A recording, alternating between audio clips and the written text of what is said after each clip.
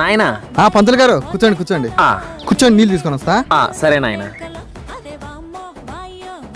ఇదిగో తీసుకోండి. నాన్న అమ్మా నాన్న ఇంట్లో లేరా? బయటికి పోయింది పంతులు గారు. ఓహో, అదే నాయన, తిరుపతిలో మంచి సంబంధం ఉంది, నీకైతే మంచి జోడి. అదే దారి ఖర్చులకి ఏమన్నా ఇస్తే పోయి మాట్లాడొస్తాను ఆయన. ఒక్క నిమిషమా. ఇదిగోండి. నాయన, నీ దగ్గర బండి ఏమన్నా ఉందా? అయ్యో లేదు పంతులు గారు. అవునా, అయితే ఎదురింటి వాళ్ళతో పక్కింటి వాళ్ళతో తీసుకురాపో నాయన, నన్ను అట్ట రోడ్లో దాకా ఇసిపెట్టేస్తూ. సరే అండి. సరే నాయన, వెళ్ళొస్తా. సరే పంతులు గారు. నాయన, చెప్పడం మర్చిపోయినా, మా ఊర్లో ఒక మంచి సంబంధం ఉంది నాయన.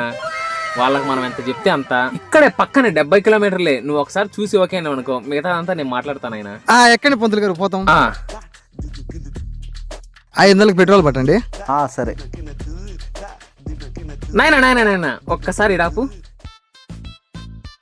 ఇదే నాయన మా ఇల్లు, ఒక్కసారి మా ఇంట్లో దానికి ముఖం చూపించొస్తా. సరే పంతులు గారు.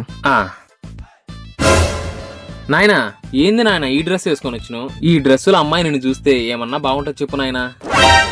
సరే ఒక్క నిమిషం, ఇప్పుడే పోయి మార్చుకొని వస్తా. నాయన ఏం వద్దులే నాయన, ఈసారి ఎప్పుడన్నా చూస్తాం, నువ్వు జాగ్రత్తగా ఇంటికి పో నాయన. ఏం వాడకవయ్యా అబ్బో.